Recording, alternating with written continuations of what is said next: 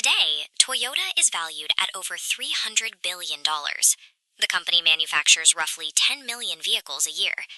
If you look at the modern landscape of transportation, established giants like Tesla and highly capitalized projects from Apple are competing in a market heavily dictated by Toyota's mechanical precision. But if we look at Japan in 1929, the country had virtually no native automobile industry. The Toyota family, in particular, had zero experience building cars. Their wealth came from a completely different sector. Kiichiro Toyoda's father, Sakichi, held a massive, highly profitable monopoly in automatic weaving machines. He was known across the country as the king of Japanese inventors, and Kiichiro was positioned to inherit a perfectly safe, incredibly lucrative textile empire. At the exact same time, American automakers like Ford and General Motors were aggressively expanding across the globe. They had the raw materials, the engineering talent, and the massive infrastructure required for scale. Japan lacked almost all of these advantages. Knowing this gap existed, Kiichiro made a massive, highly irrational wager. He convinced his father to sell the patent rights to their most famous loom to a British company for roughly £100,000. Instead of reinvesting that fortune into their existing monopoly, Kiichiro poured every penny into a non-existent automobile division. Abandoning a guaranteed fortune to build products they barely knew how to assemble set a specific trajectory. From day one, the company's baseline operating principle required risking immediate security for long-term survival. To figure out how cars were actually built, Kiichiro traveled across Europe and the United States. He walked through factories in Detroit, observing the massive scale and intense mechanical rhythm of Western manufacturing techniques. When he returned, he realized Japan lacked the deep supply chains needed to replicate those sprawling assembly lines. He instituted a constraint-driven methodology. Without infinite resources to fall back on, his engineers couldn't afford blind repetition. Every single breakdown and structural failure on the factory floor was treated as raw data to inform the next iteration. After years of tearing down engines and testing materials, that relentless experimentation yielded physical proof. In 1936, the team completed their first fully functional passenger car, the Toyota AA. In 1937, the automobile division officially spun off into its own corporation. During this launch, they shifted the family name Toyota to Toyota. This was a precise aesthetic calculation.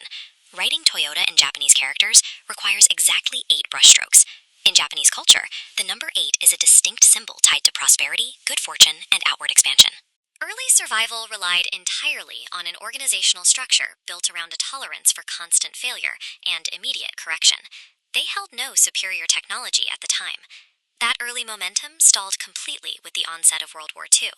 The company was forced to abandon consumer vehicles and pivot entirely to producing military trucks. By 1945, Japan faced a devastating defeat. Supply chains were severed, capital evaporated, and vast portions of the country's industrial infrastructure were completely leveled. Those apocalyptic economic conditions pushed the young company right to the edge. Funds ran dry, production lines stopped moving.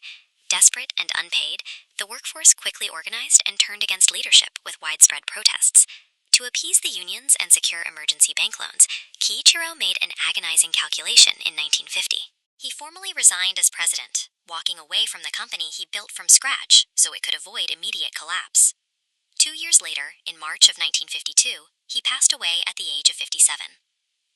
The engineer who traded his family's vast fortune for a near-impossible dream died disconnected from his creation, believing his lifelong wager had effectively failed. His intense focus on doing more with less survived him. His successors held on to his exact constraint-driven engineering methodology. This diagram illustrates the Toyota production system.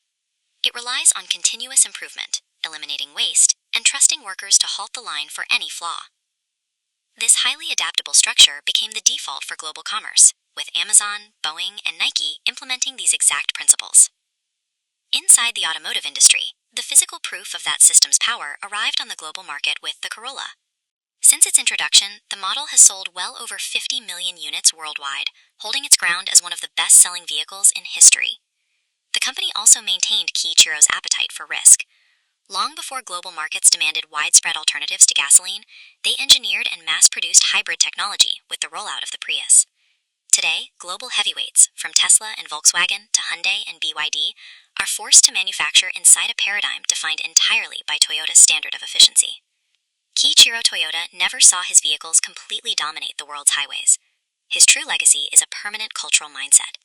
He proved that moving an entire industry forward often requires betting everything on an outcome you will never live to see.